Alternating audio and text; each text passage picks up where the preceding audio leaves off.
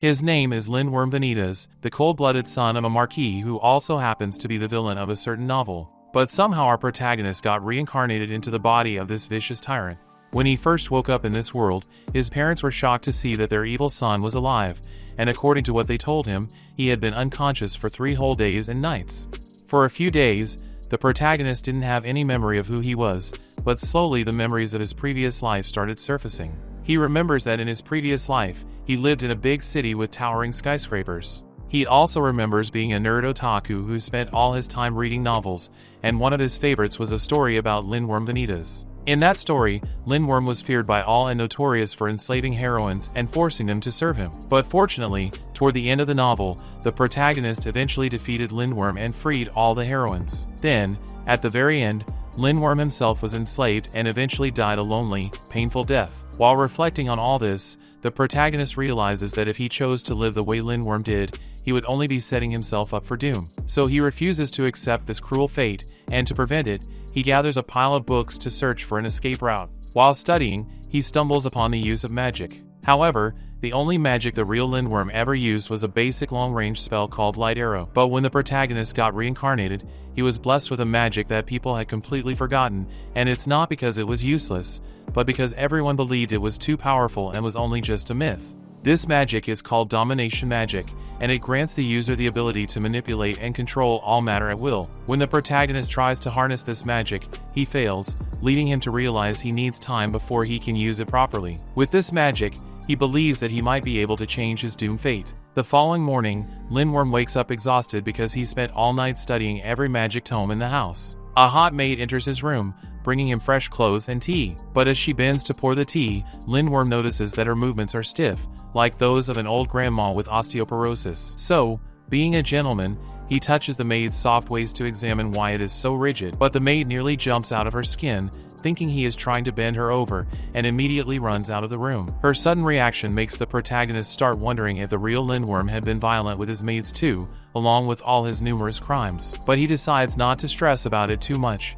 because that day is going to be very special for him. So he immediately puts on his jacket and, while doing so, starts thinking about Lindworm Vanitas and the key reasons behind his downfall. The first reason was Lindworm losing to the story's hero, and to prevent that, the protagonist decides he needs to get stronger. The second key reason, which is the most important, was losing his 3 powerful enslaved heroines. The first heroine is a beauty named Christina, a lady of noble birth. The second heroine is Hildegard, a battle-loving maniac, and the last one is Rapana, a mini beastkin with lustrous black fur. These 3 baddies somehow all play important roles in determining Lindworm's tragic fate, so he figures it would be best to meet them and try to build a good relationship with them. Later that day, he invites all 3 of them in person to his dad's mansion. He notices how terrified they look, which immediately tells him how scared the girls are of the real Lindworm. But the protagonist is determined not to let things remain the same. He intends to genuinely win them over, so to do that, he starts with Christina and calls for her to come closer. Christina panics when she hears her name, but nervously obeys nonetheless. As she gets closer, Lindworm tries to rizz her up by claiming he just wanted to see her beautiful face up close. Christina freezes in confusion, wondering what the heck is going on, but Lindworm continues with his line, complimenting her smooth skin, clear eyes, and how beautiful she looks. This makes Christina get all shy and embarrassed, like a girl in front of a cute bad boy, and Lindworm, studying her reaction, takes note of it. Next, Lindworm asks Rapana to come closer. Among the 3 girls, Rapana suffered the most from Lindworm Vanitas' mistreatment because of her small stature and quiet nature. Determined to spoil her the most, the protagonist asks Rapana to sit on his lap. When she nervously obeys, he pats her head and compliments how soft her fur is.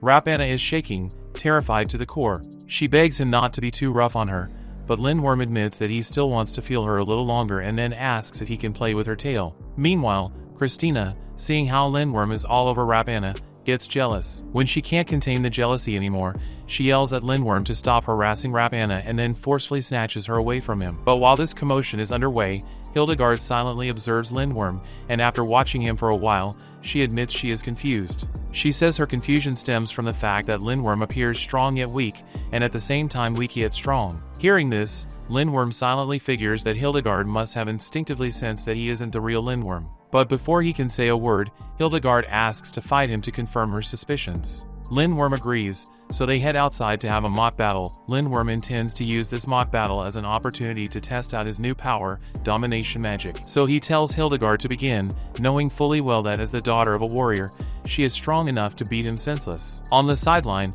Christina panics, realizing how dangerous the battle might be, and suggests that Lindworm have a mock battle with her instead. But Lindworm refuses since she is not as strong as Hildegard. He explains that this is his opportunity to show them just how much he has really changed. Then he reveals the shocking news that he is reincarnated and that the person standing before them is a new Lindworm Vanitas, leaving the girls stunned. Fully ready, Lindworm asks Hildegard not to hold back but to come at him with everything she has, even her magic. Hildegard nods, and without any hesitation, she summons a mudshot and launches it straight at Lindworm. Christina and Rapana, upon seeing the attack heading directly for their master, panic in fear. When Lindworm tries to activate his domination magic to defend against the attack, he fails woefully and ends up getting his face slammed by the mudshot. The force of the mudshot sends him flying, and Christina, overly concerned about her master, yells in fear, reminding him of her previous warning about how dangerous the battle is. But Lindworm just laughs, and as he stands up, clearly hurt, he tells Hildegard to come at him again just like she did before. Shocked, Christina tries to argue,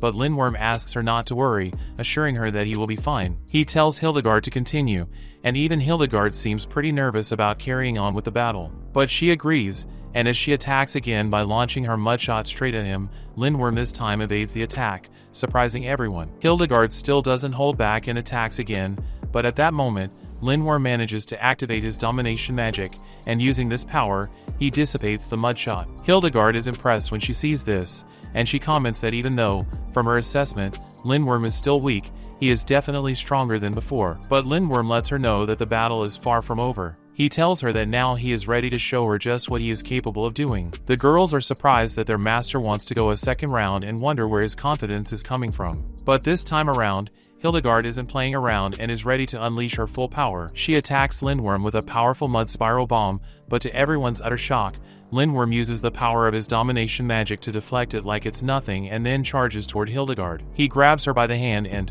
harnessing the magic in the atmosphere, he binds her, making her unable to move and putting her in the perfect position for 50 Shades of Grey. Hildegard is confused, wondering what is happening to her, so Lindworm explains how his domination magic works and how it allows him to concentrate the mana in the atmosphere. He tells her not to worry and assures her that the binding will be undone soon. But right after he says this, Lindworm gets knocked out from exhaustion. The girls panic and immediately run to check on their master, and after a short while, Lindworm regains consciousness and assures them that he is fine. Hildegard, however, is still taken aback by the outcome of the battle they had. She expresses her surprise by telling Lindworm just how amazing he is and how different he seems from before. All the girls agree that the master before them feels like a different person, which makes Christina curious to know more about this reincarnation thing Lindworm claimed was the reason for his sudden change. Lying on the ground exhausted, Lindworm makes it clear that he is a changed man now, and that the master who once oppressed them and treated them like trash is gone. Christina is so excited she almost cries when she hears this. Rapana,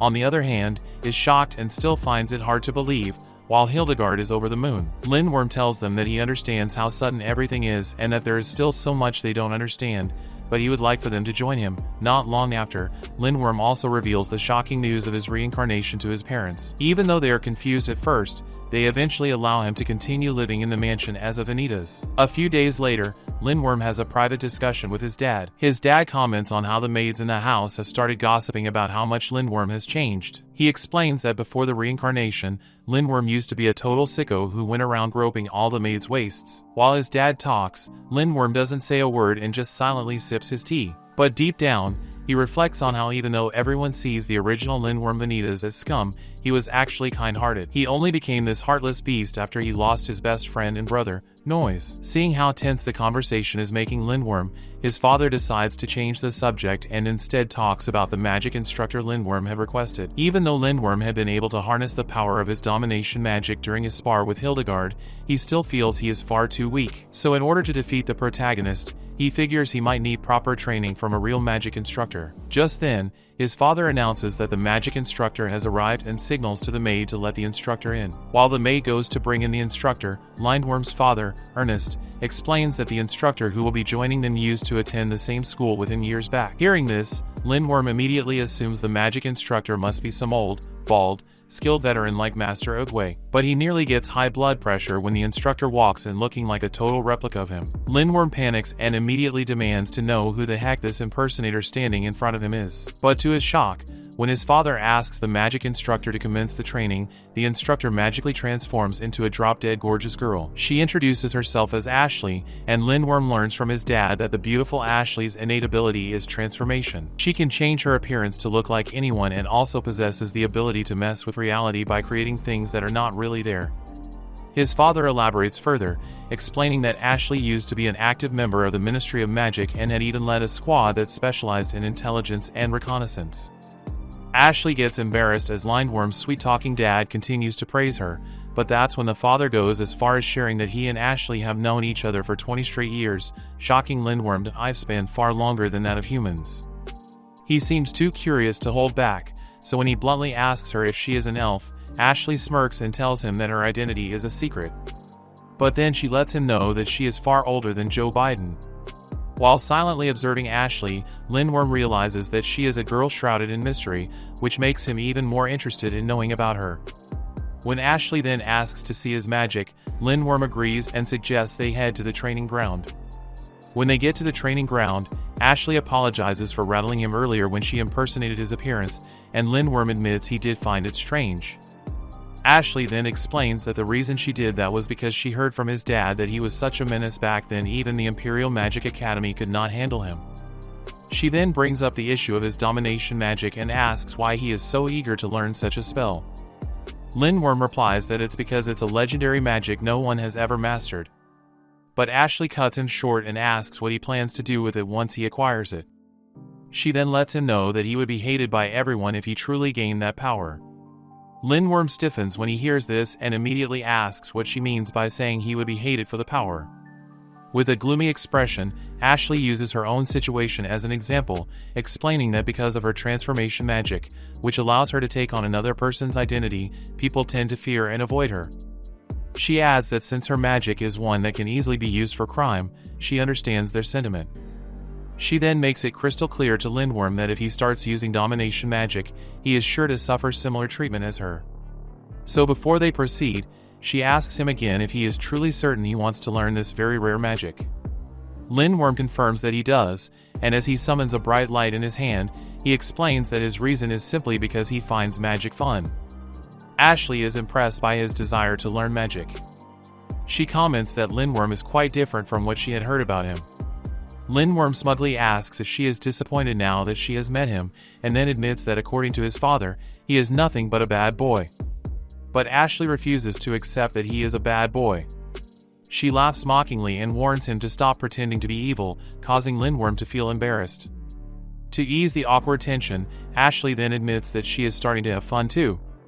Right after she says this, she suddenly begins transforming into a beast, and as she does, she promises to teach Lindworm everything she has gained through experience. Lindworm is shocked by what he is seeing and is already on the verge of wetting his pants. Standing before him is Ashley, who has fully transformed into a giant beast, and proposes that they start training with live combat. Lindworm is shocked, seeing that Ashley can not only shapeshift into another human but can also transform into a completely different species. Suddenly, the monstrous beast roars and attacks Lindworm with a chilling freeze breath. But somehow, Lindworm manages to deflect the attack. This pisses off the ferocious cat, so with a thunderous step, it moves closer toward Lindworm and attacks again, this time with its sharp fangs. Lindworm gets injured on the arm, but Ashley suddenly transforms back to her human form and suggests that they end the session for the day. Confused, Lindworm asks why, and Ashley explains that she realizes it is too early to indulge in any practical lessons. But Lindworm refuses to give in and begs her to continue, insisting that he needs power. Ashley doesn't understand his sudden desire for power, so Lindworm explains that he has something very precious to him, and to protect it, power is absolutely necessary. But while Lindworm and Ashley are talking, Christina and the girls sneak into the training ground to find out what is going on. Meanwhile, Ashley then advises Lindworm not to neglect himself in his desperate quest for power. But right after she says this, the girls learn that their master is in a duel and immediately start cheering him on to victory. Their loud cheers touch Lindworm, and he realizes that the girls are genuinely worried about his safety. This hardens Lindworm's resolve to grow stronger, so he insists they continue training. Ashley senses his determination and agrees, and they spend the entire afternoon pushing through intense practice. Later that evening, after training, Lindworm immerses himself in a warm bath to regain his lost strength. The lesson with Ashley was so brutally tough that it left his body in terrible shape. But while enjoying the warmth of the bath, Lindworm hears voices outside the bathhouse. Suddenly, the door swings open with force, and the girls, unaware that Lindworm is already inside, excitedly burst in with their pom-poms on full display, ready to play in the bath scissors style. They freeze the instant they see Lindworm already bathing. But Lindworm, being the poppy chulo that he is, casually tells them that the hot bath is nice and then invites them to have a steamy bath with him. Christina gets shy and is reluctant to enter the bath. But Hildegard calms her worries, and eventually she agrees to join them. However, she is still a little flustered to be in the bath and feels uneasy because her dress is see-through. Suddenly, Ashley enters the bathhouse, and upon seeing everyone already inside, she comments on how it has been ages since she enjoyed something like this.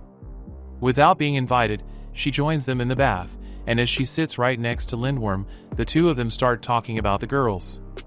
Ashley remarks on how they all act like siblings, and Lindworm agrees with her. But the discussion gets a little tense when Ashley suddenly asks Lindworm which of the girls is his number one. Lindworm stiffens and goes quiet for a second when he hears the question. While he has spent plenty of time with the girls, he has never considered ranking them, so he sincerely says that everyone is important to him. Ashley gets suspiciously close and then asks if that includes her as well, and Lindworm innocently responds with a yes. His blunt reply embarrasses Ashley, but she thanks him and admits that she also thinks of him as someone important to her. Shortly after bathing, Ashley and the other girls leave the bathhouse. But as Christina tries to leave as well, Lindworm calls her back and asks her to wash his back. When Christina nervously asks if it is an order from a master to a slave, Lindworm immediately says no and explains that he is not going to force her if she doesn't want to. Christina then agrees, and as she washes his back, she nervously inquires why Lindworm is putting so much effort into training. She admits that she finds it rather strange and really wants to know what he truly stands to gain. Lindworm goes silent for a brief moment and then explains his reasons. In a world where magic, monsters, bandits, and murderers exist, a world where one can lose their life at any moment, Lindworm explains that all he wants is the power to protect those who are precious to him. Christina is surprised by this statement and wonders who the precious people he is talking about are. So Lindworm gently grabs her hand and says he is talking about her. Christina is startled by his action, but Lindworm clarifies that Rapana, Hildegard, and Ashley are also equally precious to him. He adds that in order to protect everyone, he would gladly pay any price. But while he says this, Christina can't hold back her emotions, so she immediately excuses herself from the bathhouse, leaving Lindworm alone. The following day, Lindworm's father gathers the other nobles of the province for an emergency meeting to discuss Ashley's stay at the house. Since Ashley is generally hated by almost everyone because of her deceptive magic, the nobles are immediately hostile toward the idea of her remaining in the Vanitas mansion. Lindworm's father also notices that the other nobles are suddenly looking down on him, even though his family is supposed to be the head of all the nobles in the province. The Lindworm family is the oldest and most prestigious among the 7 marquises, but it has lost its standing due to Lindworm's father's timid nature and Lindworm's bad reputation.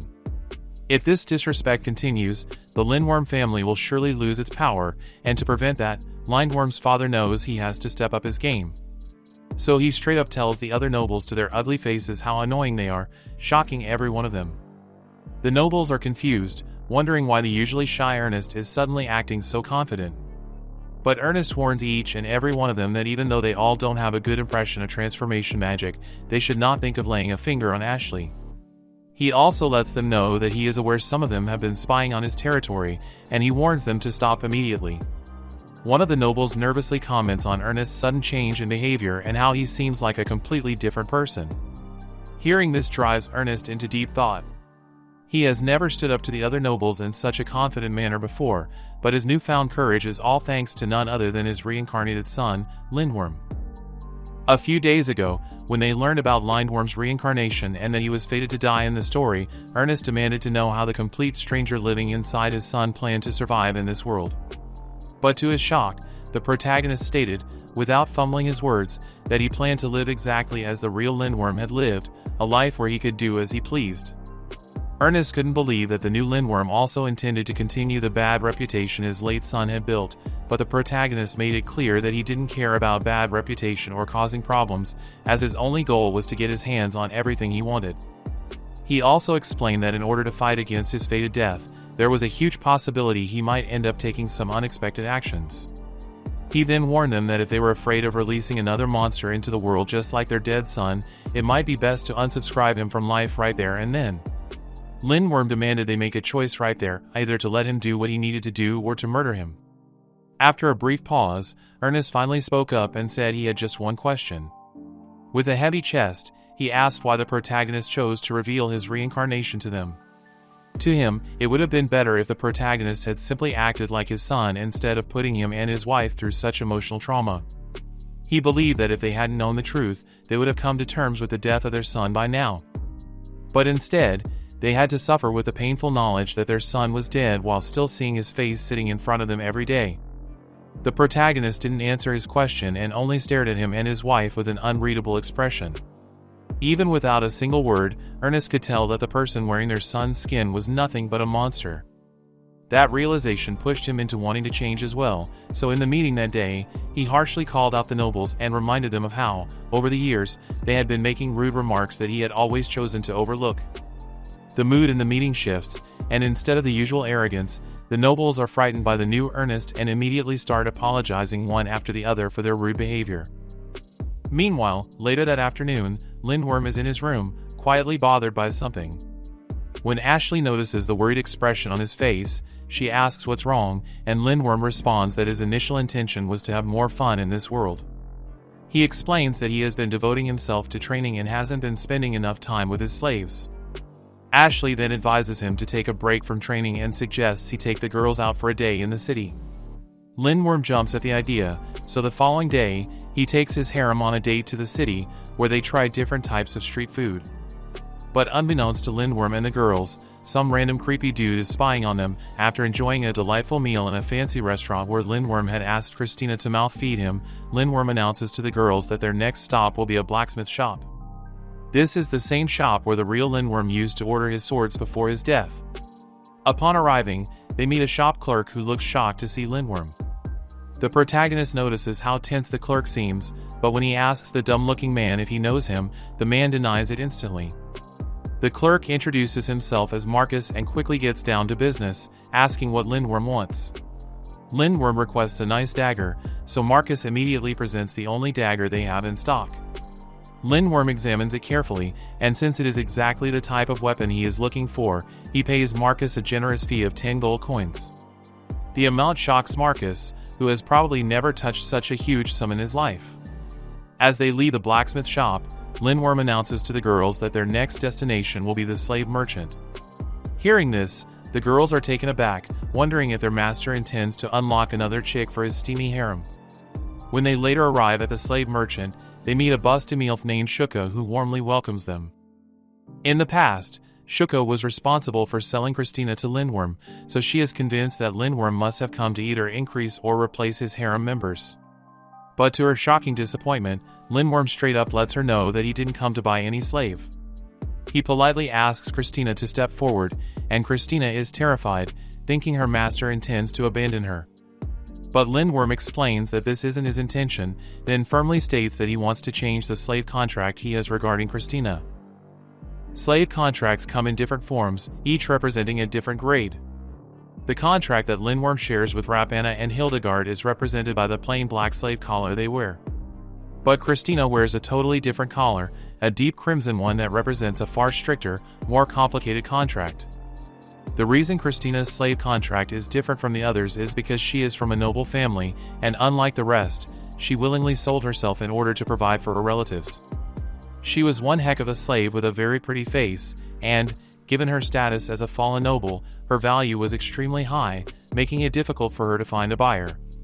But what made this situation even worse was the condition Shuka, her slave merchant, had attached to the sale. That condition was placed to prevent Christina from being forced into any penetration action without her consent. So basically, even though she was a slave, her collar allowed her to refuse any command she wasn't comfortable with. Because of this restriction, Lindworm has brought her back to Shuka to modify the contract. He strongly believes this must be done in order to find out whether Christina is truly willing to become his slave in the real sense of the word. But to achieve his goal, he declares that he needs Christina's consent, and not just hers, but also the consent of Rapana and Hildegard. When Lindworm, straight to the point, asks Christina if she is comfortable with modifying the contract, Christina's expression immediately darkens, and she goes silent for a couple of minutes. When she is finally able to talk, she stutters, admitting that she believes Lindworm has truly changed. She recounts how he has stopped verbally abusing them and has also devoted himself to training.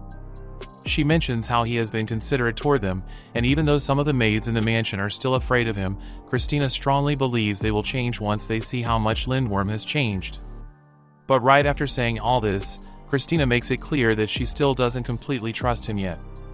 For all the people who suffered because of his unreasonable orders, and for those who endured his abuse of authority, Christina still has a slight doubt in her mind that Lindworm has truly changed. Even though he claims to have been reincarnated, she still remembers his condescending stare and the cold, superior tone of his voice filled with disdain.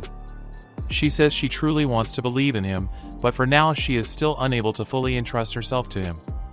When Lindworm asks if that is her response, Christina, feeling the weight of the pressure, chooses to stay silent. Lindworm tells her that he had already expected this would be her answer. He says he already knew she still hadn't fully trusted him and that the old Lindworm's shadow hadn't yet been erased from her mind. Even so, he emphasizes the urgency of modifying the contract. He explains that he might have changed, but that doesn't mean he is a saint now. Still, if there is one thing he desperately wants, it is to earn her complete trust. To achieve that, Lindworm makes it clear that this is the reason he brought her to the slave merchant, the very place where she and the former Lindworm were bound together as master and slave. In that same place, Lindworm asks Christina to become his slave all over again. He points out that even though their relationship is one of master and slave, a bond where the former exploits the latter, his desire is to be a master truly worthy of her. He vows to never let her be taken away from him, and the sound of that deep promise instantly melts Christina's heart. She tries to speak, but the immense emotions building up in her chest make it extremely difficult. When she finally finds her voice, she softly asks Lindworm if he also won't let go of Rapana and Hildegard. Lindworm firmly confirms it, admitting without shame that he is one greedy harem master. Lindworm assures her that he will never let the three of them escape, and the sound of that makes Christina blush and smile at the same time. Out of nowhere, Lindworm hugs her gently, and Christina almost dies from the shock of being hugged by her master. While watching the awkward lovey-dovey moment from the sideline, the slave merchant tells them to get a room already. She approaches Lindworm and comments on how the rumors she had been hearing about Vanita's Lindworm having indeed changed were actually true. Then she turns to Christina and asks if she will accept her master's proposal to modify the slave contract. But seeing that the question makes Christina quite uncomfortable, Lindworm interrupts and tells her that they can always change the contract whenever she likes. When Christina nervously asks if he is really okay with that, Lindworm confirms that he is. However, he tells her that all he wants, until then, is for her to watch from behind and determine for herself whether he is truly worthy of becoming her master. Christina is left touched and speechless hearing this, but Lindworm suggests they leave and tells Shuka that he will be counting on her to modify the contract when the time comes, since she is the only one who can mediate.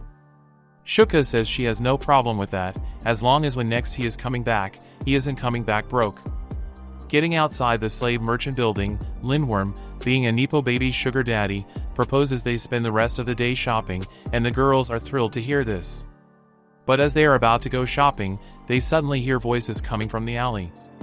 When Lindworm turns toward the strange noise, he sees three thugs bullying some rando. The bullies are about to beat the boy Blue Black, and the weak boy cries, begging them to stop. But at that moment, Lindworm shows up with his vixens, ready to save the poor boy. The three hooded goons smugly say they are occupied and then tell Lindworm to scram. But then they notice Lindworm's white hair, black eyes, and Gucci clothes, and immediately suspect he must be a certified Nepo baby. Lindworm threatens to make them pay for their crimes and not let them go scot-free. His threat makes the thugs panic, so they immediately attack with the intention of ending Lindworm's life before he can carry it out. But Lindworm, using his domination magic, sends one of them flying, crashing into the wall. The others are shocked, caught off guard by Lindworm's powerful magic. Still, one of the thugs attacks again with a blade in hand, and the girls, watching the dude charge at their master, panic with pure terror written on their faces. But Lindworm pulls out the new dagger he bought to defend himself. As he clashes weapons with the hoodlum, Lindworm's newly bought dagger shatters, proving it's off Timmy's standard. The thug, seeing this, mocks Lindworm for purchasing low-quality gear from cheap sites. This pisses off Lindworm, so he sends the guy flying by attacking him with a powerful spell known as Fire Slasher. After beating up the hoodlums mercilessly, Lindworm binds them using his powers and then approaches the bullied boy to check on how he is doing.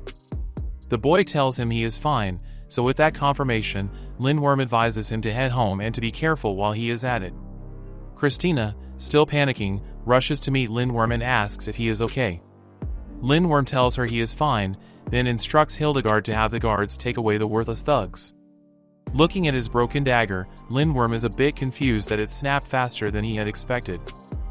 Later that day at the mansion, the blacksmith, Dilak, and his son Marcus, who sold the cheap dagger to Lindworm, pay a sudden visit to see him. Even though Lindworm already knows they must have come to talk about the low-quality dagger, he insists on hearing them out. The father, Dilak, explains that the dagger was made by his son Marcus and that was why the quality was so poor. Dilak agrees to take the blame for his son and then offers to return the gold coins in exchange for Lindworm returning the dagger to them. After listening to all Dilak has to say, Lindworm decides to show them that the dagger is already broken and explains that it happened when he got into a scuffle. Lindworm then scolds both father and son for the lousy dagger, which enrages Dilak to the point of wanting to beat up his son for being a total dummy. After smashing his son's head a couple of times on the floor, Dilak apologizes again for his son's transgression and begs for his life to be spared. Dilak even pulls out a knife to his own neck, ready to end his life if that will satisfy Lindworm. Marcus, seeing his father willing to die for his sake, cries bitterly, arguing that he should be the one to die since he is the one at fault.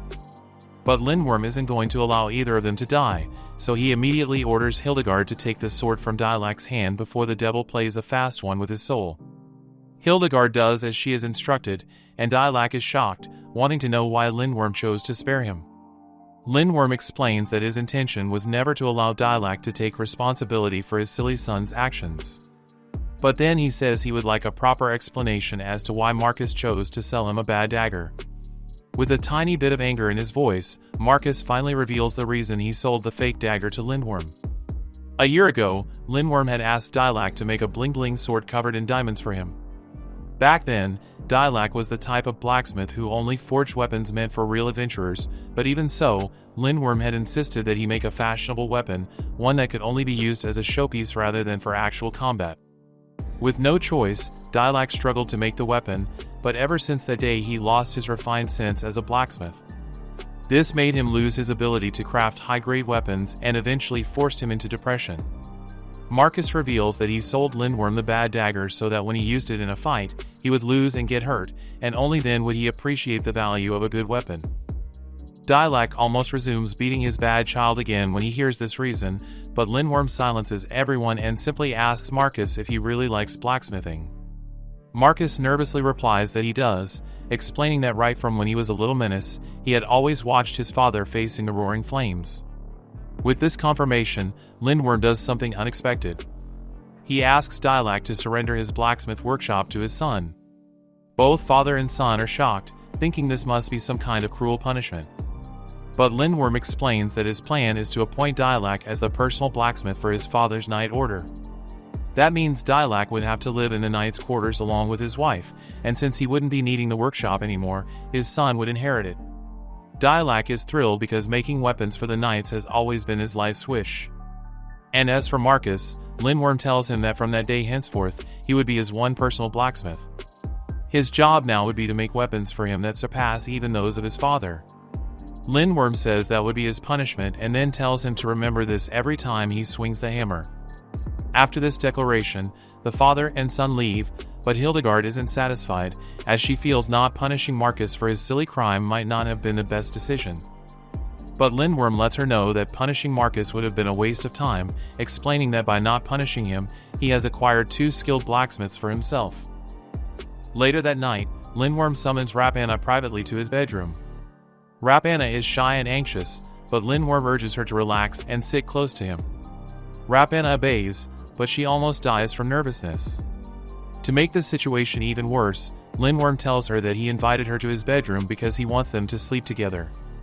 Rapana immediately panics, thinking Lindworm's intention is to expand her domain, but Lindworm assures her he isn't did yet, explaining that he just wants them to sleep casually together with no penetration intended. Rapana reluctantly agrees. However, in the middle of the night, she tries to strangle Lindworm.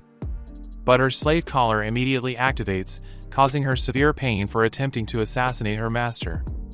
To her shock, however, Lindworm shows absolutely no sign of anger or aggression toward her. Instead, our guy simply tells her that he forgives her. Rapana is taken aback by his calm reaction, but Lindworm explains that he already knew she would try to take his life beforehand, and that was the very reason he had invited her to sleep with him on the same bed. Still, Lindworm says he would like to hear her explanation for trying to murder him. With guilt pressing on her, Rapana agrees and then explains the reason she acted that way. The old Lindworm had been hurting her for years, even though she had cried and begged him to stop. But he continued nonetheless, hitting and hurting her without any mercy. Rapana believes the whole reincarnation story and the turning of a new leaf that Lindworm has been claiming for months is all a sham meant to deceive them into thinking he has changed. She declares that no matter what, she will never forgive him for everything he did to her. Rapana further elaborates that the only reason she was able to persevere through his assaults was because of Christina and Hildegard, whom she has come to see as her sisters. But even they cannot be trusted anymore, since she believes they have been deceived like fools by Lindworm's reincarnation story. Because she could not forget the pain Lindworm had inflicted on her in the past, Rapana decided to take full advantage of the opportunity presented to her that night to snap the fragile neck of the master who had treated her like trash for years. But then she admits something that has been tearing her apart inside. The day Lindworm stroked her fur and patted her head, she felt really good. After confessing her truth, Lindworm does something she never expected. He consoles her and even asks her to lie down so he can stroke her again. Rapana panics and immediately stands up, thinking it must be another trick to deceive her just like he did with Christina and Hildegard. She grumbles about how Lindworm used sweet words and lies to steal the only allies she once had, Christina and Hildegard. When Lindworm asks why she thinks he decided to show her his vulnerable side that night, Rapana goes silent, unable to give an answer. So Lindworm reveals that he did it because he wanted them to have a real conversation, so he could tell her everything. He points out how he has noticed that she has been keeping too many emotions hidden inside, and he assures her that she can vent it all out on him. Whether it is sadness, frustration, anger, or joy, Lindworm asks her to throw all those feelings at him. Rapana is still heavy with disbelief, and when she asks if he truly means all he said, Lindworm replies by reminding her that he is her master. He tells her that if he cannot accept everything his slave throws at him, then he is not worthy of her. Lindworm then begs Rapana to show him all her emotions, explaining that he genuinely wants to know each and every one of them. Rapana is already in tears, listening to her master talk so softly and reassuringly, and eventually, all the anger she feels begins to settle. But Lindworm shocks her by mentioning that she still has to be punished for attempting to strangle him. For her punishment, Lindworm says he wants her to sleep with him that night, holding on to him. Reluctantly, Rapana agrees and positions herself close to him, then nervously wraps her arms around his stickman frame. Lindworm also warns her not to fall asleep before he does, but before he is even done talking, Rapana is already in slumberland. So while she sleeps like a drunk donkey, Lindworm whispers goodnight and silently wishes her sweet dreams. The next morning, Hildegard quickly meets up with Rapana and is eagerly curious to know if the master worked on her waist all through the night. But the conversation only ends up embarrassing Rapana. Later that day, Lindworm invites Shuka, the hot slave merchant, for the first time to his father's mansion. The reason is that Lindworm plans on modifying the slave contracts of all 3 of his slaves. His intention is to form a relationship based on trust, and to do that he asks Shuka to bring along 2 of the highest grade collars. They are deep crimson collars, the same type Christina has around her neck, and Lindworm has requested them for Rapana and Hildegard. So he also invites the girls to his room for this purpose. But Christina has no idea why she was asked to accompany Rapana and Hildegard when it clearly doesn't concern her. However, she is stunned when Lindworm informs her that he also plans on revising her fundamental contract, the one that allows her to refuse any command related to developing steamy plots. Christina gets anxious when she hears this and reminds Lindworm that he had promised to willingly wait for her to prepare herself.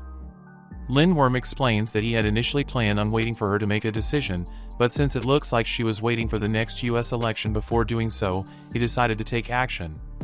Turning to Hildegard and Rapana, Lindworm tells them about changing their collars, but then he assures them that he has no plan whatsoever of letting them go. As proof, he says he will temporarily free them from the shackles of being slaves, and this time the decision to become his slaves again will be theirs to make. Without wasting time, Hildegard declares that she wants to become his slave again. When Lindworm asks for a second confirmation, she says yes and explains that she has come to realize he has indeed changed. This makes Lindworm excited, so he tells her that he also wants her by his side and assures her that no matter how far they fall, he wants to stay together with her forever. This promise warms Hildegard's heart like a heater. She shakes his hand and then makes a promise of her own to stick with him and grow stronger together. When Lindworm then asks Rapana if she would also like to become his slave for the second time, Rapana nervously pauses and starts to stammer. But when she eventually calms herself, she tells Lindworm that she still doesn't have the resolve to become his slave again. Instead of feeling angry, Lindworm gently pats her head and promises to wait until she is truly ready. However, he assures her that he has no intention whatsoever of letting her go and that he truly wants her by his side. Rapana is deeply touched by his words and then makes a promise of her own, saying that day will surely come. With that, Lindworm then turns to Christina and demands to know whether she is willing to modify her slave contract or not. This question puts a lot of pressure on Christina, making her uneasy. She nervously suggests that Lindworm wait for her as well, just like he promised to wait for Rapana. But Lindworm tells her that he is one selfish master and then grabs her hand, saying he can't wait anymore. He gets close and asks her to become his slave in the truest sense of the word.